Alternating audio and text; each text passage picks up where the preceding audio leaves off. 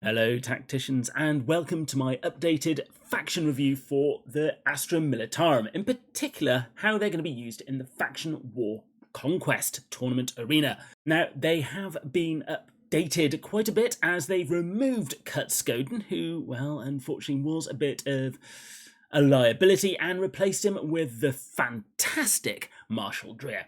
But is this enough to make them a faction to be wary of in the future?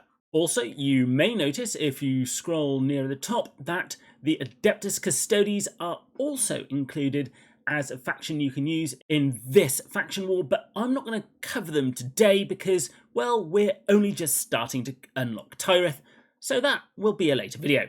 Now, as these are not the top tier faction, they get an additional 2 Cadian mortar teams, and if you click on their description, you can see the amount of health and damage that they do. Now, the important thing about these mortar teams are the fact that they're a 2-man team, meaning they'll need 2 hits to kill them off, or multiple hits in the attack, I should say, to kill them off, and the fact they've got a 5 hex range. This means they are not going to be charging into the enemy on the very first turn, and if you stay back, you might even do some damage to them. The unfortunate thing is, in my video to come, you will not see these on the battlefield, as I was not able to add these units to the sandbox that I've got access to. So bear that in mind, that when it comes to the tournament arena, you'll have 2 of these just doing some damage to the enemy as well. So with all that said, let's have a look at what might happen. Now, as I said, I've not been able to spawn in those mortars, but hopefully they'll just move forward a little bit, not within charge range of Boss Golgorts, and maybe cause a hit or 2. Unfortunately, if they do go within charge range of Boss Golgorts, you probably are in a world of trouble. However, when you enable your danger zone, you'll see that it will say this line is actually in danger. Now, in reality, it's not. Snotflogger can't get there, Tank Smasher can't, Snapper Wrecker may or may not be able to with his shots, if depending where his positioning is, so always make sure of that, and Gibber Scraps won't either, but he could summon in his tank. So the only way that this one is in danger is if Boss Golgorts was to shoot you, which isn't that threatening. So you can go up, and the idea is you put some of your troops further up. You then have to give the Orc team their go. Now, they are going to do a number of things. First of all, they'll have a look at their danger zone. They'll see that all of this is, well, possibly in danger, and that's basically because of Thaddeus Noble's active ability. So at this point, they're going to do one of 2 things. They can't charge, you're not close enough. So they might give someone up as a bit of a sacrifice. Let's say they put in Snotflogger, and maybe even Gibber Scraps, and maybe they'll summon in a tank just to do a bit of damage. That was more damage than I thought. The rest of the troops would certainly go in a position, well, don't really need to move him far forward, so they can counterattack. It's at this point you are in a lot of trouble.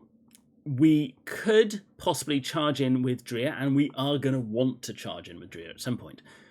The most important thing is to kill Golgorts. Now, we can't do that here, so next port of call is to kill Snotflogger off. So what we're going to do is use Sybil Divine's active ability, and yeah, she is going to die next turn, but she can wallop a punch. Castellian can go on one, you want Thaddeus on the other. Although, to be honest, I don't hate the fact you could probably use the Basilisk Barrage on Boss Golgorts to reduce his movement by 1, limiting who he's going to attack. And then possibly use Commissar Yarrick to summon in 2 of his troops. Now, you could argue you want to wait longer to bring them in, so you get more than just 2, but chances are, if you're waiting that long, you're already dead. If we use 2, we can then use Castellan Creed to trigger at least one of them again. And, well, we got lucky here. Boss Golgorts is dead from that barrage and those guardsmen killing them off. And that really is going to be game for the Astra Militarum. But we're not done. We've still got Dreer to lead the charge in and kill off yet another one. And the point is, look at all of these troops. The Orc player only has 2 characters. They have to capture 3 places and then kill 2 or capture a second place, which they can do with Tank Smasher, and then they have to kill 3 people. So really, this game is over for the Orks. So let's start with capturing that. Now, Tank Smasher is down at the bottom. We can put Snapper Wrecker on top, and let's take out Yarrick. If you attack Creed, it would have been a case of Colour Sergeant Krell coming in and missing it anyway. And now the Astra Militarum player can just win. It's only got Tank Smasher on the board. And really, all of this was down to those humble guardsmen taking out Golgorts in that second turn.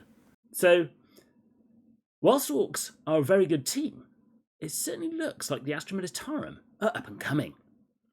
Although I will say, if Boss Golgorts does survive to lead the charge, you could be in a world of hurt. But with all those summons, it's very possible their summons won't attack your units whatsoever. Their normal characters will, but is that going to be enough? But now, let's look at another top faction which does appear in the Tournament Arena. And that second team is the Blood Angels. This is another favourite which people use on these faction tournament arenas, and for good reason. They are, again, a great team. Others, such as the Thousand Suns and even the Death Guard, would obviously pose different issues. In fact, I have no idea how you'd face off against the Death Guard with this team. Again, look to see where they can go, and you can move forward when there's no point using that barrage. You kind of want that for your next turn, as ideally you're going to snipe someone. Maybe Nicodemus, maybe Mephiston. And for their first turn, well, neither of their troops can come and hit you with their active abilities, which is really good. The problem is they would probably just set up for that next turn.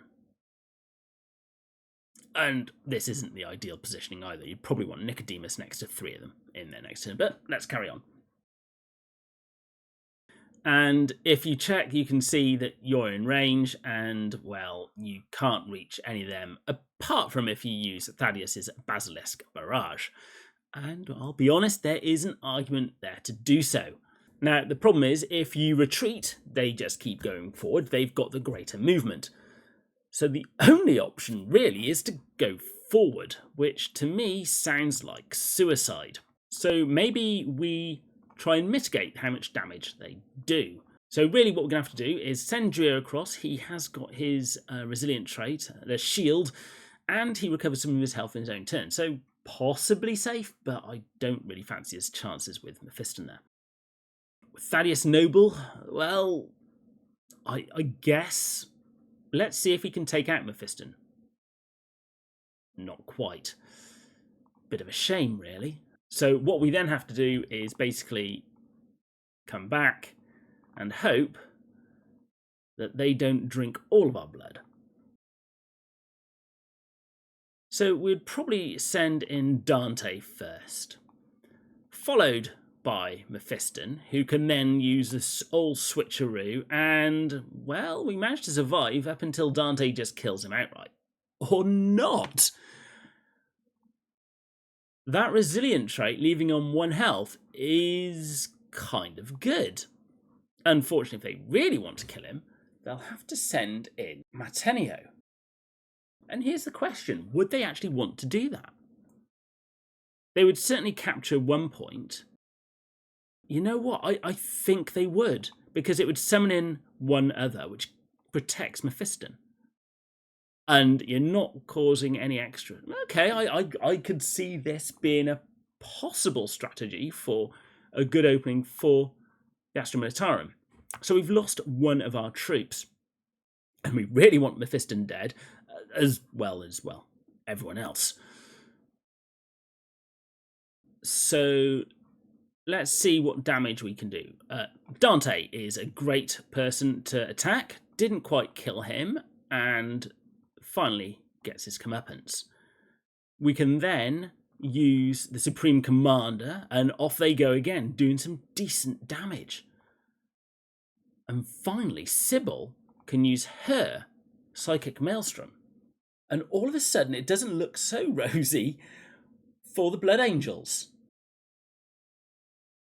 I'll be honest, I kind of wasn't expecting this, and I think this coming down against Drea was probably a mistake for the Blood Angels. So, Blood Angels player out there, Drea isn't as easy to kill as you might hope he is. So now the Blood Angel player is basically trying to get as many points as possible. So they might go for someone like Yarrick, who, again, due to that resilient trait, has managed to survive. And there's not much more they can do, unfortunately. From this point on, the Astra Militarum would just win. So if you've always been curious about how the Astra Militarum could get better, they now definitely are. And partially down to the fact that Drea is so much better than Cut and also has that resilient trait, as we saw in that battle against the Blood Angels. However, before you get stuck in with them, I would truly suggest that you try it in casual mode first, get a feel for them, and you might want to do this anyway, just so you know what you'll be playing against should people take to the battlefield against you with them. And as always, I'll be seeing you on the battlefield.